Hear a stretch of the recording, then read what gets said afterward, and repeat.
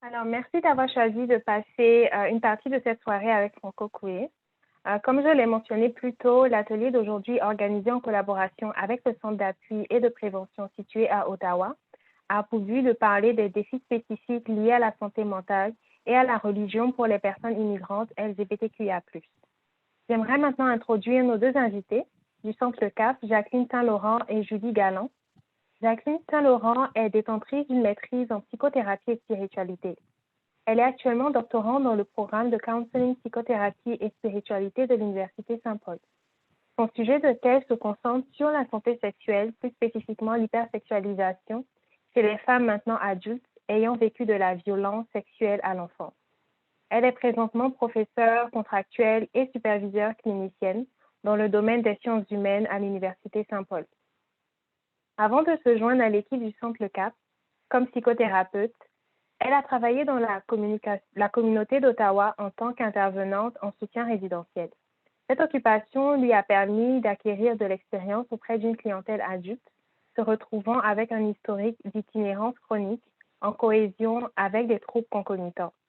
Visionnaire de l'éducation, engagée culturellement auprès des communautés noires d'Ottawa, Jacqueline occupe une place parmi le comité de diversité du Centre Le Cap. Elle est également directrice pour la santé mentale et le bien-être des femmes dans l'organisme Canadian Women of Color Network. Finalement, Jacqueline fait partie du comité Ottawa Black Mental Health Coalition.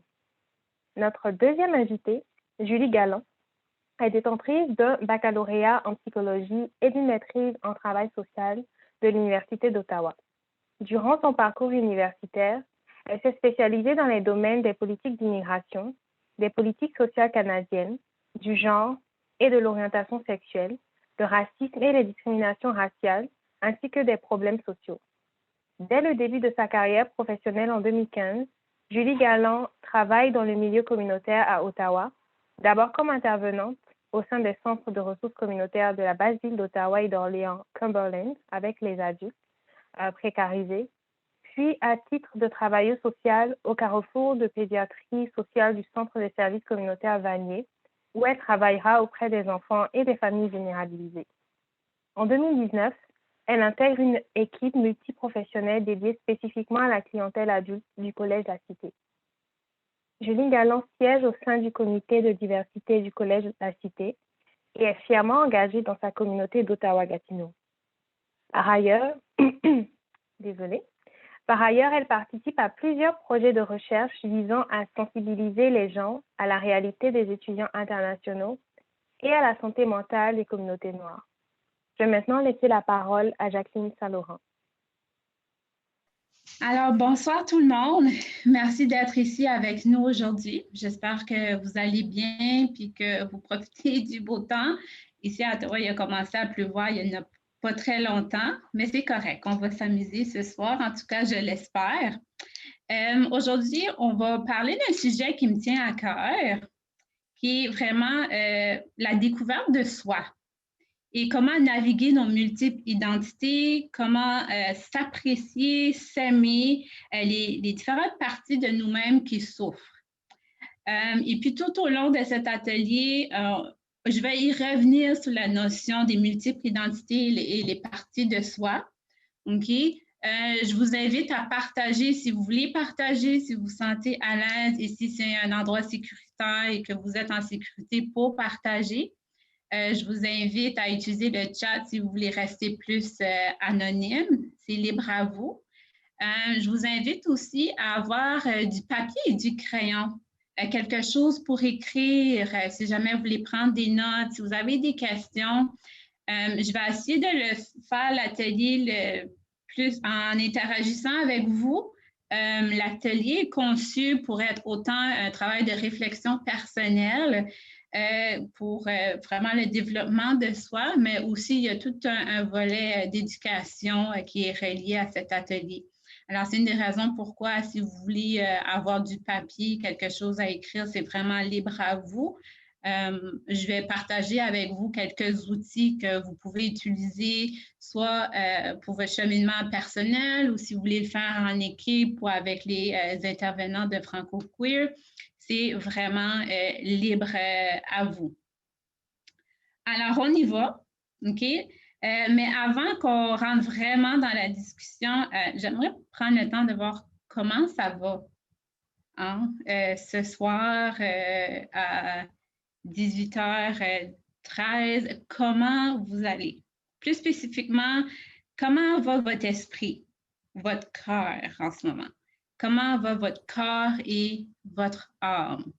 Je vous invite à utiliser le chat pour partager vos réflexions, partager, juste voir comment ça va. Hein? Prenez le temps de vous écouter en ce moment, puis vraiment vous dire, OK, est-ce que je vais bien ou est-ce que je vais moins bien en ce moment?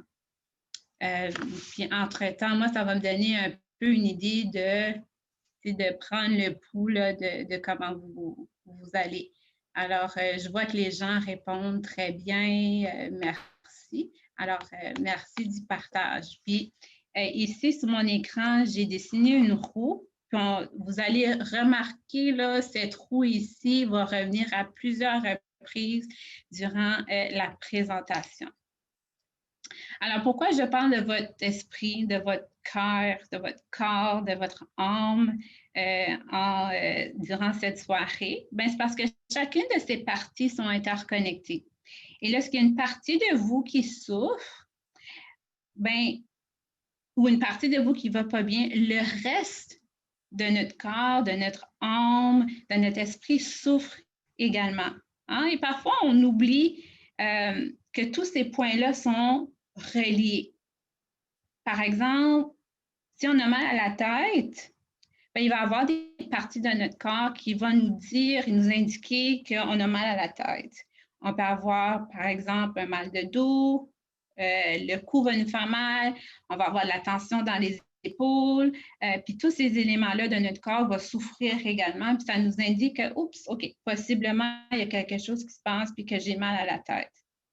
Parfois, on va oublier que nos émotions, comme la tristesse, par exemple, bien, notre corps aussi va réagir.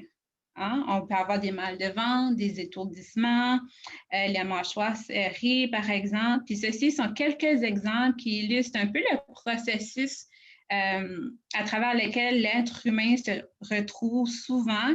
Et ce processus peut être soit positif ou négatif. OK? Puis, on va aller voir, explorer un peu plus loin pourquoi ce processus-là peut être soit positif, soit négatif. Et c'est quoi le lien avec la roue que je suis en train de vous présenter, puis nos multiples identités? OK? Mais pour le moment, retenez le cercle en ce moment qui est devant vous parce qu'il va revenir à plusieurs reprises. Oh, là, attends, j'essaie de changer mon page. Et voilà. OK. Alors, maintenant, explorant un peu, je vous ai présenté une roue qui va revenir pour avoir un modèle à utiliser, mais j'aimerais ça aussi prendre le temps de vous parler de vos émotions. Okay? C'est quoi une émotion? Parce que vous l'avez vu que les émotions étaient également dans la roue. Alors, Bradshaw, qui est un psychologue là, quand même assez renommé, et j'ai lu plusieurs de ses livres, résume les émotions comme suit. Okay? Nos émotions font partie de notre force fondamentale. Elles remplissent deux importantes fonctions dans notre vie. Okay? Premièrement, elles exercent un contrôle sur nos besoins de base. Nos émotions nous signalent tout manque, perte ou état d'assouvissement.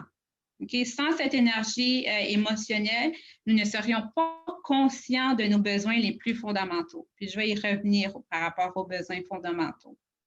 Deuxièmement, les émotions nous fournissent le carburant. Hein? Les émotions, c'est comme une roue d'énergie dont nous avons besoin pour agir. Okay? Alors, cette énergie nous pousse à satisfaire nos besoins fondamentaux. Alors, quand nos émotions ne sont pas respectées, par exemple, là, on peut avoir une émotion de colère, ça nous pousse à lutter ou à fuir par rapport de quelque chose. Ou la tristesse, cette émotion-là qui est quand même très inconfortable à ressentir, bien, ça peut nous pousser à nous retirer, nous exclure et éviter certaines situations. Et encore, éventuellement, je vais faire un lien avec les multiples identités, puis pourquoi c'est important de prendre conscience de nos émotions, puis comment ça affecte toutes les parties de notre être. OK? Alors ici, je vous présente un tableau des besoins. OK? Et ce tableau-là, je l'ai mis en PDF et je l'ai envoyé à vos intervenants. Alors, pour avoir une petite ressource à la fin, ce tableau-là, je l'ai mis en PDF pour vous. OK? Alors, en ce moment, et même durant cette présentation, ça se peut que vous allez vivre certaines émotions. Et ces émotions-là que vous ressentez vous indiquent que vous avez un besoin de quelque chose. Alors, tout au long de cette présentation, je vous invite à prendre conscience de ce qui se passe à l'intérieur de vous, ce que vous vivez, hein, puis ce qui se passe. Et prendre le temps de vous demander la question, c'est quoi le besoin de cette émotion? Hein? Durant la présentation, qu'est-ce qui est en train de se faire activer à l'intérieur de vous? Qu'est-ce que vous avez envie de faire en ce moment lorsque c'est une émotion qui va être déclenchée? Est-ce que vous voulez vous battre? Est-ce que vous voulez fuir? Est-ce que vous voulez juste quitter la présentation parce que c'est trop, par exemple? Ça vous indique quelque chose par rapport à un besoin. OK? Alors, on continue. Alors, c'est juste des petits éléments de prendre conscience, puis une des raisons pourquoi je vous invite à avoir une feuille de papier pour justement partager, voir, oh, OK, quand Jacqueline parle de tel élément, moi, ça m'active à l'intérieur, mais qu'est-ce qui est en train d'activer? Puis c'est quoi le besoin qui fait surface? OK? Parce que dans notre contexte, lorsqu'on navigue plusieurs identités, on fait partie de différentes communautés. Nous provenons également d'une famille ayant différentes croyances. Par la suite, nous avons un pays d'origine, un pays d'accueil qui nous inculque d'autres façons de croire et de penser et de se comporter. Puis parfois, cela peut devenir vraiment trop. Hein, comme ça devient on devient submergé par les différentes façons de penser. Cela peut devenir intimidant, même et très insécurisant puisqu'il est difficile justement de naviguer le tout et parfois on peut avoir le sentiment qu'on est complètement perdu et on a besoin d'éclaircissement.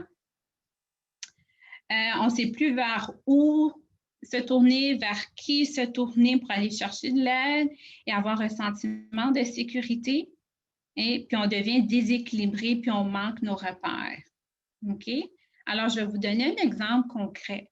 Alors, je sais que pour moi, lorsque je suis arrivée à Ottawa, je n'avais aucun repère. Je ne savais pas comment prendre l'autobus.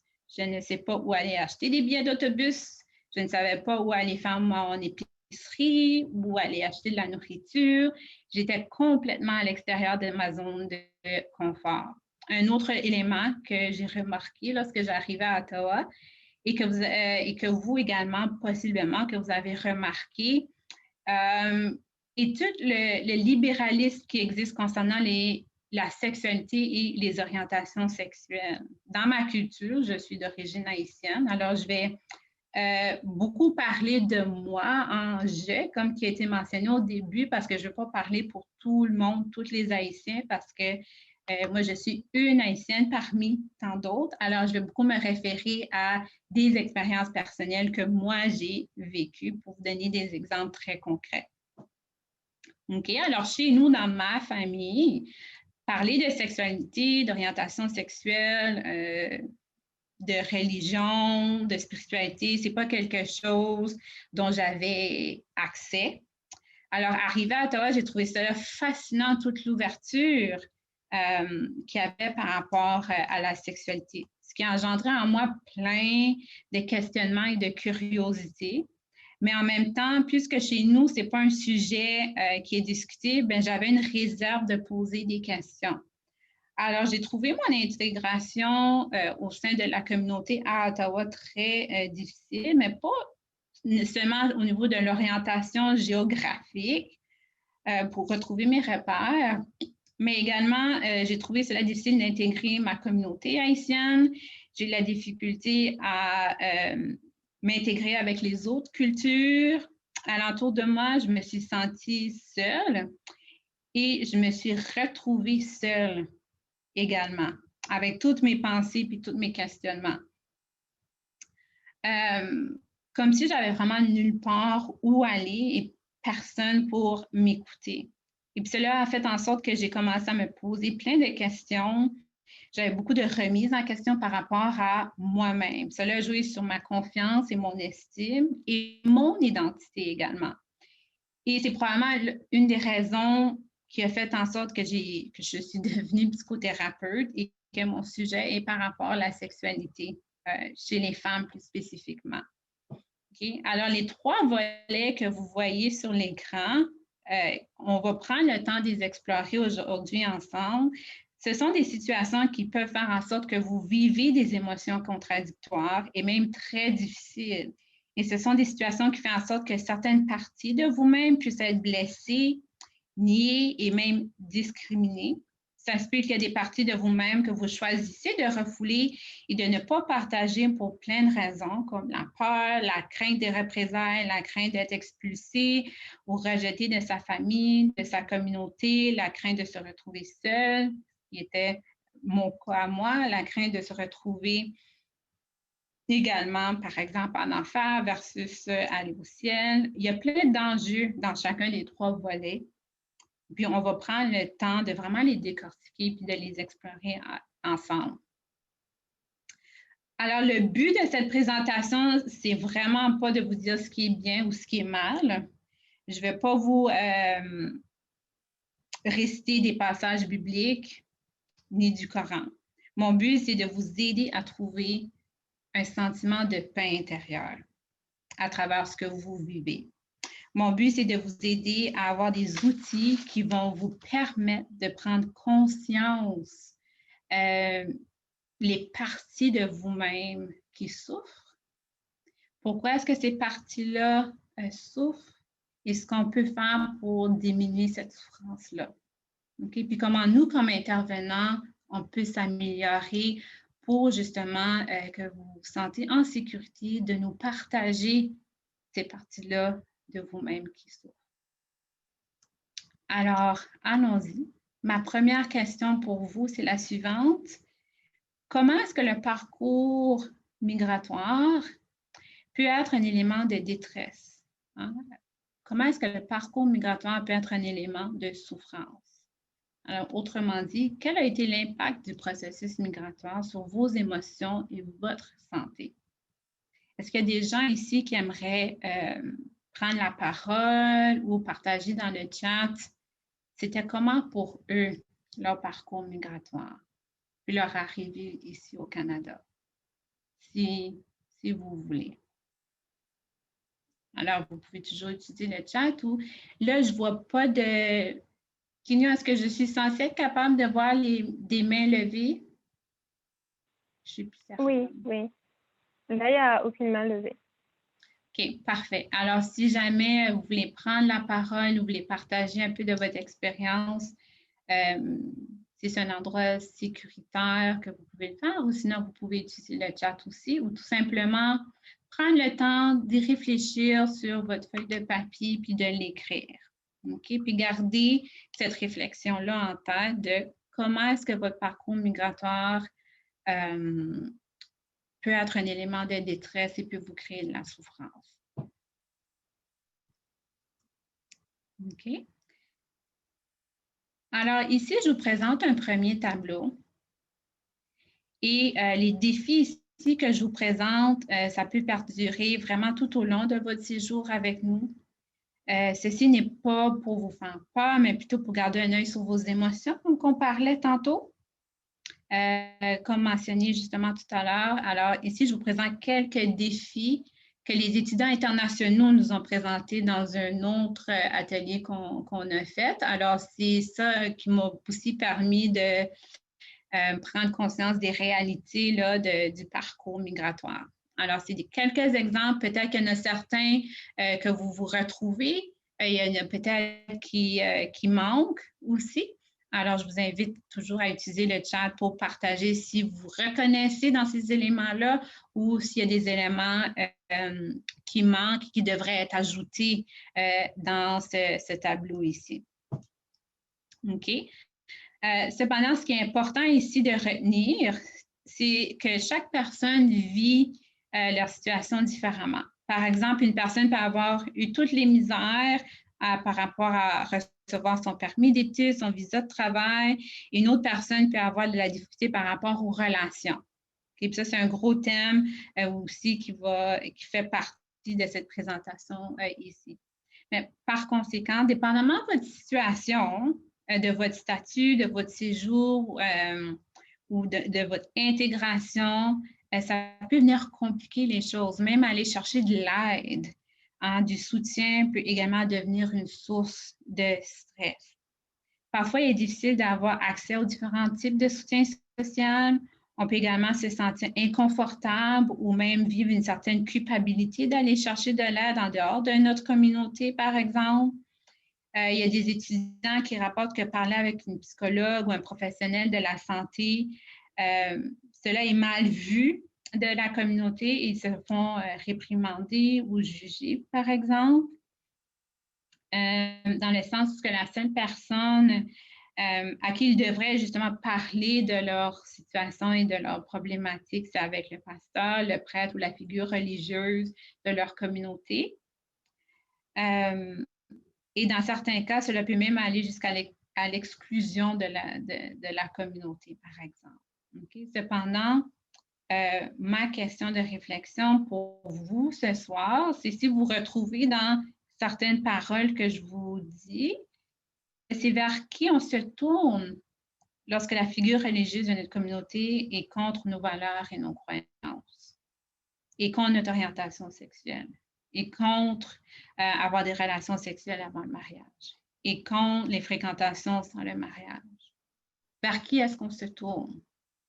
Vers qui est-ce que vous vous tournez quand vous vivez de la souffrance? Hein? Moi, tantôt, au tout début, je vous ai dit que moi, je me suis retrouvée seule et physiquement seule. Ça a été ma réalité à moi. Mais je me demande, vous, qu'est-ce qui vous a aidé justement à passer à travers certaines difficultés? Si les membres de votre communauté, il y a certaines tensions entre les membres de votre communauté. Alors, je ne sais pas si ce que je suis en train de vous parler, ça vous parle. Est-ce que cela a été un défi pour vous, justement, d'avoir du soutien concernant ce que vous vivez ou non? Encore, vous pouvez prendre le temps d'y réfléchir, de partager dans le chat ou tout simplement lever la main si vous voulez partager. OK? Parce que parfois, faire la transition entre mes croyances, mes valeurs, mes besoins peut être difficile. Et ils sont reflétés dans les deux colonnes du milieu ici du tableau. Ça se peut que vous vous questionnez par rapport à votre place ici, entre les amis, les nouveaux amis, les anciens amis, entre aller chercher de l'aide d'un professionnel de la santé comme un psychiatre, un psychologue versus avec une figure religieuse de votre communauté. Et souvent, vous allez vous retrouver dans un mode observatoire pour essayer du mieux que vous pouvez pour vous assimiler dans votre pays et dans votre terre d'accueil, mais sans toutefois perdre votre culture d'origine de vue. Alors, au niveau des liens sociaux, la séparation avec la famille, gérer la nouvelle terre d'accueil, tous ces éléments-là peuvent devenir difficiles et trop. OK, alors on va passer au deuxième tableau. OK, alors ceci, c'est un premier tableau quand même assez général.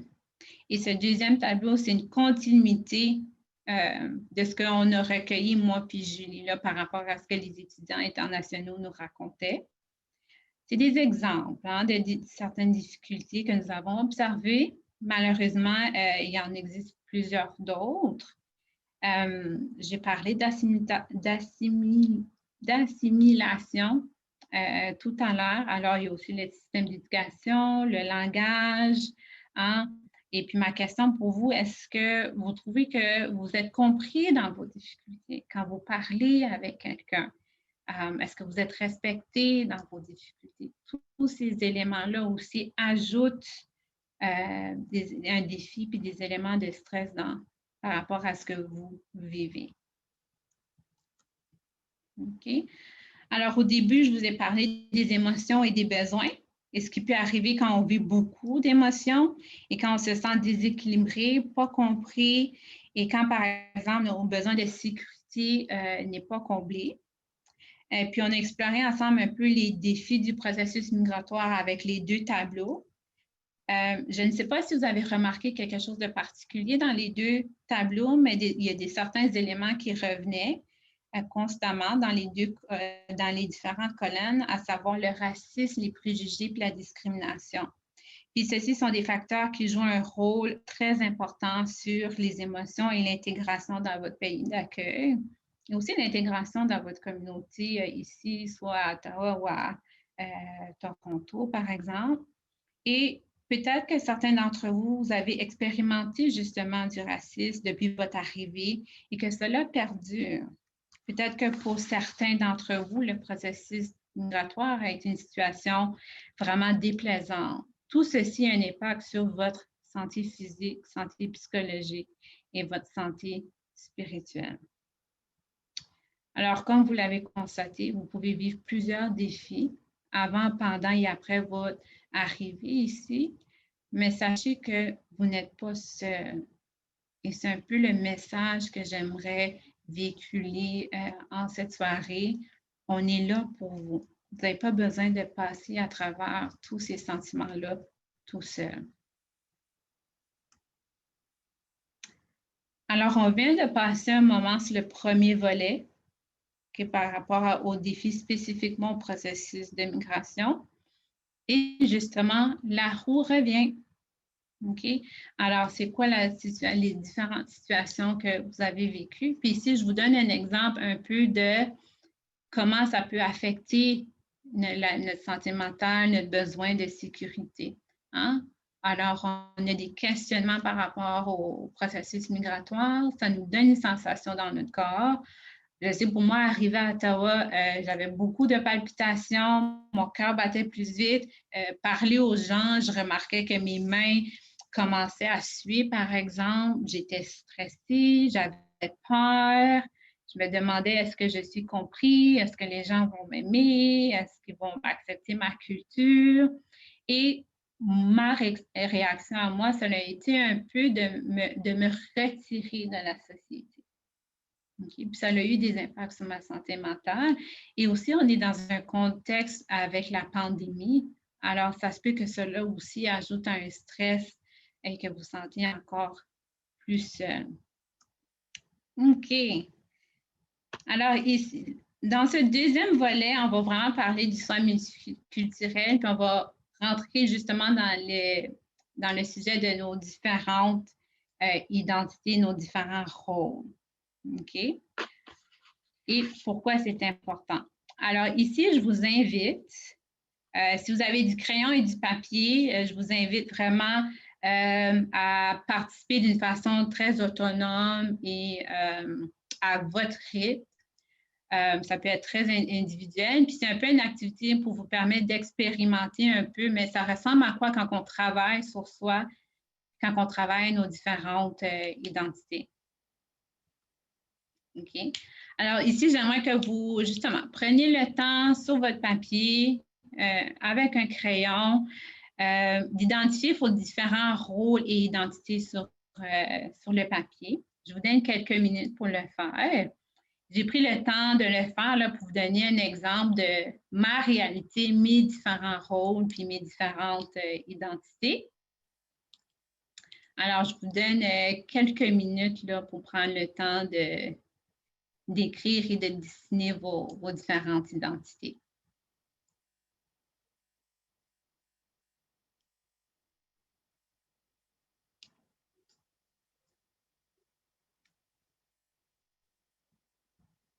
OK. Alors, je prends pour acquis que vous avez au moins identifié quelques-uns de vos rôles et de vos identités. Maintenant, ce que j'aimerais faire avec vous, c'est de vraiment aller prendre le temps d'explorer, mais c'est quoi l'éducation que vous avez reçue par rapport à vos différents rôles et vos différentes identités? Et je vous donne encore un exemple ici que j'ai souligné par rapport à certaines de mes identités. Par exemple, je viens d'une famille mixte. Alors, il y a des personnes noires, il y a des personnes caucasiennes dans ma famille et l'éducation que j'ai reçue ou les messages que j'ai reçus, c'est parce que je viens d'une famille mixte, je ne suis pas une vraie haïtienne. Je ne suis pas considérée comme une vraie haïtienne, par exemple. Okay? Je suis chrétienne et les messages d'éducation que j'ai reçus par rapport à ça, c'est que il faut prier tous les jours, puis il faut aller à l'église chaque dimanche. Et je vous donne un autre exemple. J'ai 30 ans, OK? Et habituellement, les femmes de 30 ans, ce que moi j'ai appris, c'est que les femmes de 30 ans qui sont haïtiennes, vous êtes supposées avoir votre maison, vous êtes supposées avoir des enfants et vous êtes supposées être mariées. Okay? Alors ça, c'est la réalité de mon éducation à moi. Mais je vous invite à faire un peu la même chose par rapport à certains de vos rôles et de vos identités. Puis la raison pourquoi je vous présente ce travail ici, c'est pour justement prendre conscience des parties de vous qui souffrent et pourquoi ces parties-là souffrent. Hein? Il y a une raison derrière, il y a eu toute une éducation puis une intégration par rapport à ces parties-là. Alors, je vous partage les miens, puis après ça, on va aller voir comment justement on peut les déconstruire pour justement travailler cette souffrance interne et trouver une paix intérieure. Et la dernière partie qu'on fait, attends, là, mon écran, okay, ça bouge, et voilà. Je vous invite à identifier, mais c'est quoi les messages que vous avez intégrés par rapport à ces parties-là de vous? Je vous partage les messages qu'en grandissant, que j'ai reçus. Alors, parce que je suis une femme noire, je ne suis pas intelligente. Je ne suis pas une vraie haïtienne. Je ne suis pas une vraie femme parce que je n'ai pas d'enfant. Parce que ma couleur de peau est noire, je ne suis pas jolie. La couleur de ma peau n'est pas jolie. Alors, ça, c'est tous des messages qui m'ont été véhiculés durant mon enfance et qui m'ont beaucoup, beaucoup affectée. Toutes les parties de moi que je vous ai présentées tantôt. Alors, je ne sais pas si vous commencez à voir un peu le cheminement de voici mes différentes identités, voici l'éducation que j'ai eue par rapport à ces identités-là et voici les messages que j'ai intégrés. Et tous ces messages-là m'ont créé énormément de souffrance. Mais qu'est-ce qu'on fait avec ces messages-là, puis comment est-ce que ça peut nous affecter?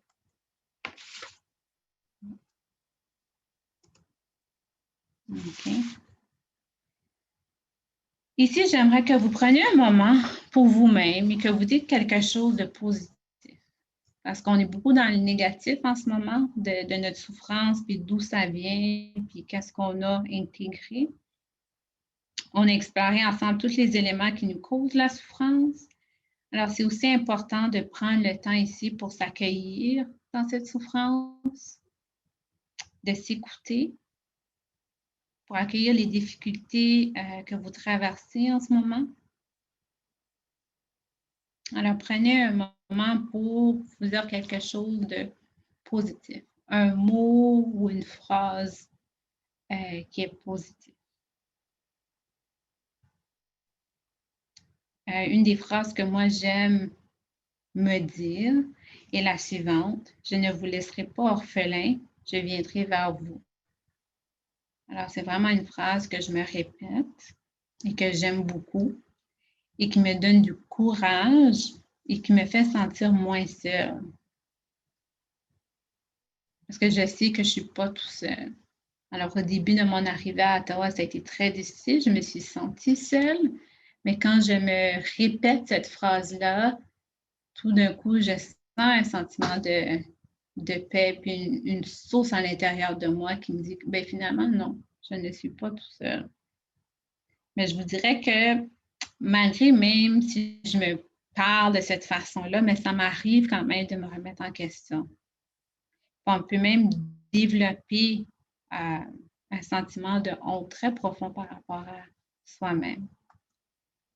Et c'est ce qui m'est arrivé quand je suis arrivée à Ottawa. Alors, c'est quoi la honte? C'est quoi la différence avec la culpabilité? J'aimerais ça qu'on prenne juste un petit moment pour faire la distinction entre les deux.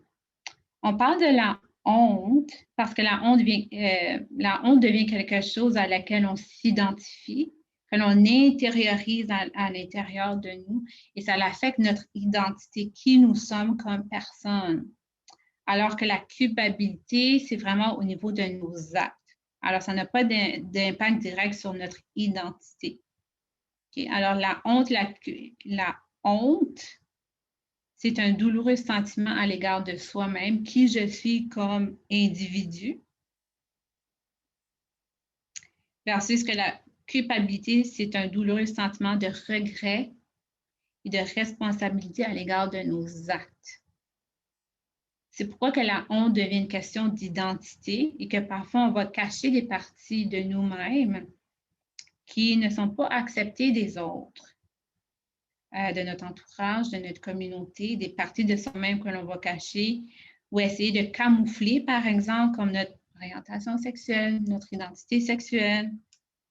Et j'aimerais ça prendre un moment avec vous là, ici, justement pour vous partager quelques données de Statistique Canada par rapport aux orientations sexuelles, parce que je pense que c'est important de voir qu'est-ce qui est fait ici au Canada justement pour aider les personnes qui souffrent de honte ou qui ont l'impression que leur orientation, leur identité sexuelle n'est pas acceptée.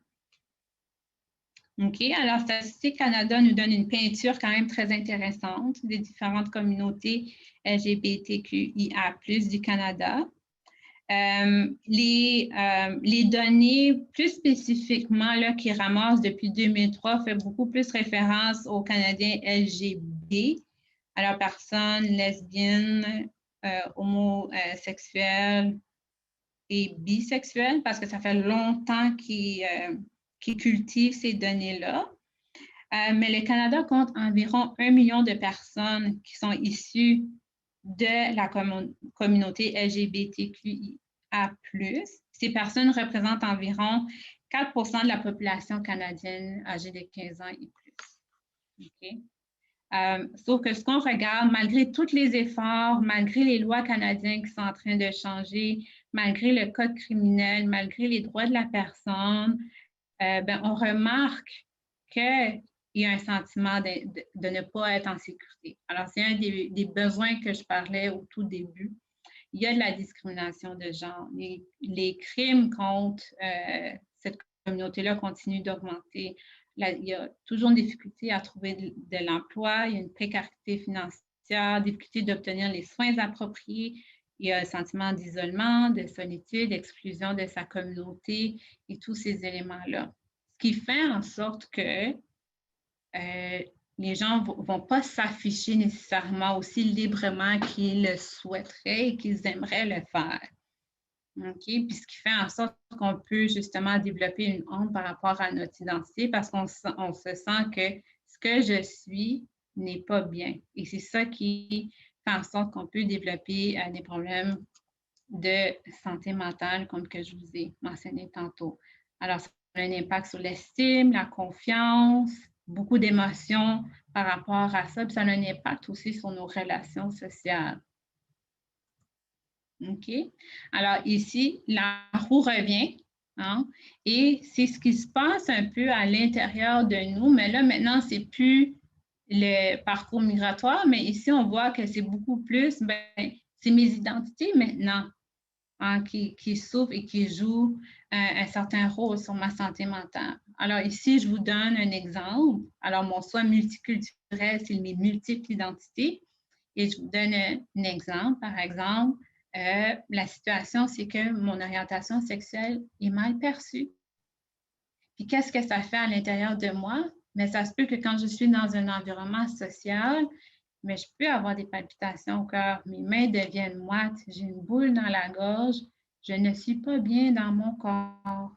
Hein? Puis ça peut engendrer des émotions comme la peur, la tristesse, puis même la colère. Et il y a des pensées qui viennent avec ça, comme que je vous ai montré dans les diapos juste avant. C'est que, OK, je ne suis pas une bonne personne, je ne suis pas aimable, je ne suis pas respectée, Fait que c'est toutes ces pensées-là qui sont négatives qui m'affectent.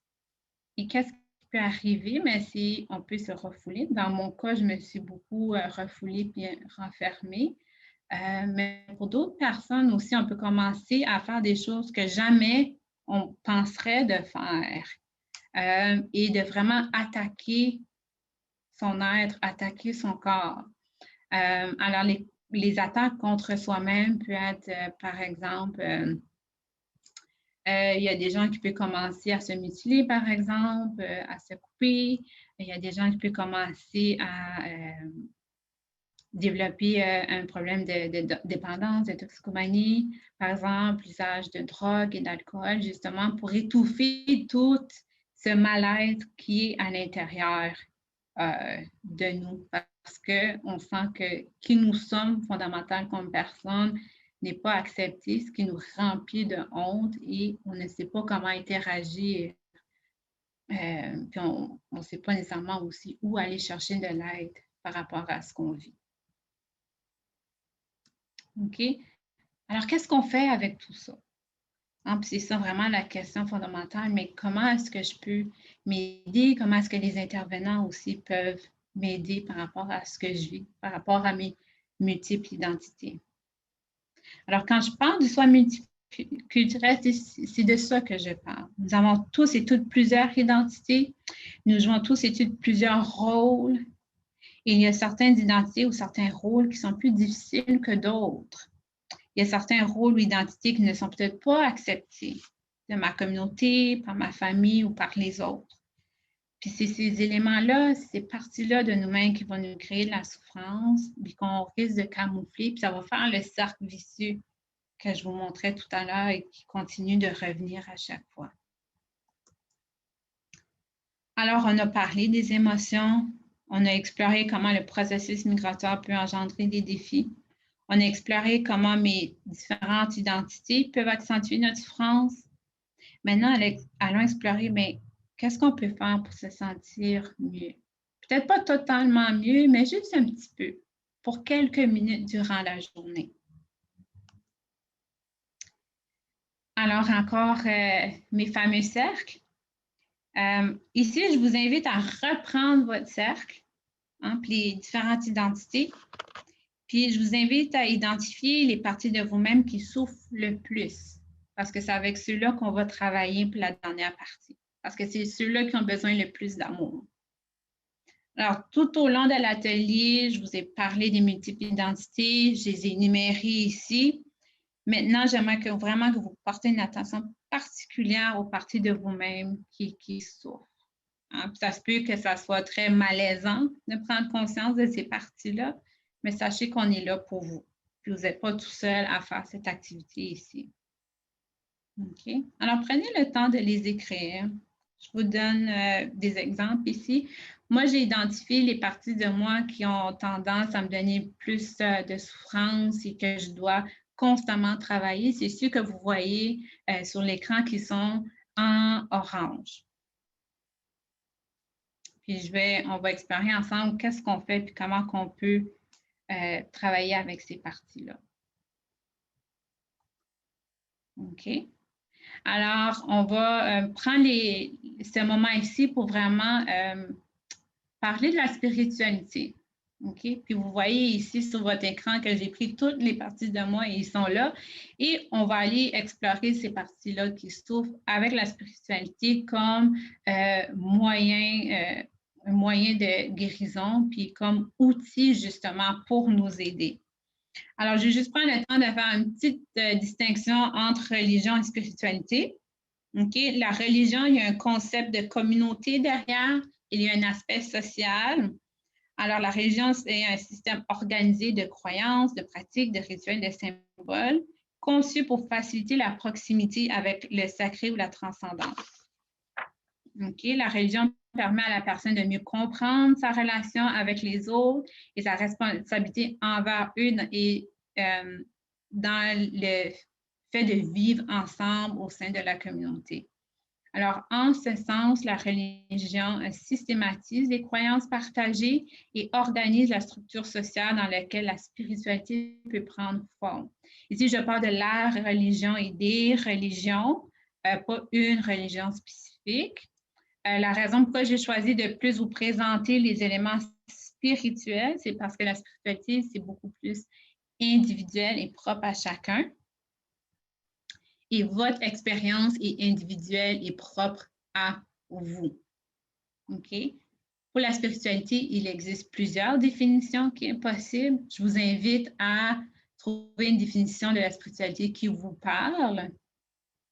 Parce que la spiritualité, c'est quand même un concept qui est très personnel à chacun et qui peut être difficile à définir et même complexe parfois. OK? Mais il y en a plusieurs qui disent que la spiritualité, c'est vraiment le noyau de l'être humain, c'est l'essence de l'être humain. Le concept de spiritualité entoure surtout les concepts existentiels, la quête de sens que chacun découvre pour soi. OK?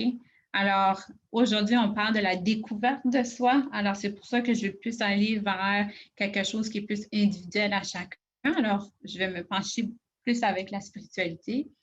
Mais sachez que dans les deux cas, religion et spiritualité, ça peut nous permettre d'aller chercher une paix intérieure. C'est juste la façon, le processus par lequel la spiritualité, la religion choisit de fonctionner est différente. OK? Puis aussi, les deux peuvent vous créer de la souffrance également. OK? Alors, dans cette section, je vais plus me pencher sur le volet spiritualité. Et une façon que nous pouvons se donner de l'amour, de prendre soin des parties de soi, que je vous ai montré tout au long de cette conférence, c'est à travers la spiritualité, mais aussi à travers un modèle, et c'est le modèle de James Fowler. Et ce que j'aime avec ce modèle ici, c'est que James Fowler va prendre le temps de regarder votre développement psychosocial. Alors, votre développement quand vous aviez 3 ans, quand vous aviez 6 ans, quand vous aviez 10 ans, l'âge de la puberté, la préadolescence, l'adolescence et l'âge adulte. Et il va vraiment explorer, mais comment est-ce que vous avez développé justement votre foi religieuse? Et qu'est-ce qui a été les bons coups et qu'est-ce qui a été les mauvais coups? Hein? Et en faisant ce travail de réflexion-là, en explorant à chacun de vos âges, qu'est-ce qui a été les bons coups et les mauvais coups, mais c'est là où ce que vous pouvez comprendre, justement, mais c'est quoi les messages qui ont été intégrés derrière et pourquoi certaines parties de moi me créent autant de souffrance. Et ici, je vous donne des exemples de certaines questions par rapport à votre foi religieuse en lien avec chacune des parties de vous qui souffrent. OK? Alors là, peut-être que vous allez dire, oh my God, Jacqueline, c'est beaucoup de travail. Oui, la guérison intérieure, ça demande beaucoup de travail et c'est un travail de vie parce que la vie en soi est une thérapie hein, et on doit continuellement, il y a des situations qui vont venir nous décourager, nous blesser. Alors, on doit continuellement trouver une façon là, de se sentir bien à l'intérieur de soi. OK? Et ce travail ici, vous n'avez pas besoin de le faire tout seul. Vous avez des intervenants à votre disposition et si vous vous sentez à l'aise, en sécurité, vous pouvez prendre le temps de le faire avec un intervenant. OK? Ou vous pouvez le faire tout seul ou avec un ami de confiance.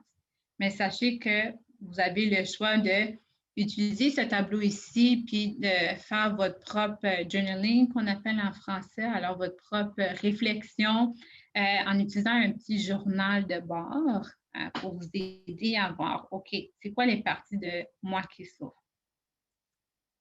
Et ce que j'aime avec le modèle de James, c'est qu'il se rattache à un autre modèle qu'on appelle la relecture de vie.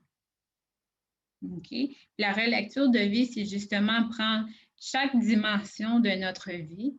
On va aller explorer les éléments positifs. Puis la relecture de vie met l'emphase sur chacun des concepts, mais mes points tournants. Ça met l'emphase sur mes réalisations personnelles, ça met l'emphase sur mes forces. Parce que chaque partie de vous qui souffre, oui, il y a de la souffrance, mais il y a également des forces. Hein? Alors, la relecture de vie met l'emphase sur vos forces dans ces parties-là. Puis, c'est important ici concernant la spiritualité parce qu'en faisant ces activités ici avec une optique spirituelle, ça fait que la spiritualité vous permet ou vous donne cette ouverture d'aller vers une découverte et un renouvellement de soi personnel très profond. La spiritualité, si bien utilisée, peut vous aider à renforcer l'endurance, la résilience et développer des mécanismes de défense sains et utilisables tout au long de votre vie. Le plus important, c'est que la spiritualité vous permet de développer davantage d'amour pour vous-même. Ici, on parle de l'autocompassion pour soi-même, ce qui fait en sorte que vous pouvez vous épanouir dans votre totalité. Et parce que la spiritualité ne discrimine pas. La spiritualité est mise sur vos forces. Et je vous présente encore quelques questions que vous pouvez utiliser ici pour chacune des parties de vous-même qui souffrent. Mais là, on met sur les forces, OK, de ces éléments-là. Et ça nous permet de voir vraiment, OK, c'est quoi le sens à ma souffrance? C'est quoi le sens que je donne à ma vie? C'est quoi mes aspirations? C'est quoi mes buts dans la vie? OK? Puis ça paraît peut-être banal, puis peut-être vous allez vous demander, mais c'est quoi le lien avec mes identités? Mais justement, vos identités sont une force, puis ça vous permet de poursuivre dans vos inspirations parce que vos parties de vous-même ne sont pas juste négatives, qu'il y a du positif à l'intérieur là-dedans. Alors, la relecture de vue vous permet vraiment de ressortir les éléments positifs. Et le modèle de James, ça vous permet de voir, OK, qu'est-ce que j'ai appris à cet âge-là par rapport aux différentes parties de moi et qu'est-ce qui a été positif, qu'est-ce qui a été négatif. Et la relecture de vie, mais OK, l'élément positif, mais comment est-ce que ces parties de moi sont positives? Mais ça prend du travail. Et ça peut, pour certaines entrevues, ça peut aussi, vous avez possiblement aussi besoin de l'aide pour le faire. Vous n'avez pas besoin de faire ça tout seul. Alors, le message que j'aimerais vous laisser ce soir, c'est que sachez qu'on est là, hein, puis qu'on fait de notre mieux pour vous aider. Sachez que vous n'êtes pas seul. C'est un message important que vous ne souffrez pas seul. Vous n'avez pas besoin de souffrir seul. Vous pouvez, on est là pour partager cette souffrance-là avec vous. On est là pour créer des espaces sécuritaires pour vous, ce que vous pouvez vous prendre le temps de vous dire et de partager vos expériences. C'est important pour moi que vous le sachiez parce que ça n'a pas toujours été ma réalité. Ça n'a pas été la réalité que j'ai vécue quand je suis arrivée à Ottawa. Alors, j'espère que pour vous, s'il y a une façon qu'on peut vous aider à diminuer votre souffrance et faire en sorte que vous vous sentez moins seul, j'espère que cette présentation ici vous a aidé un petit peu.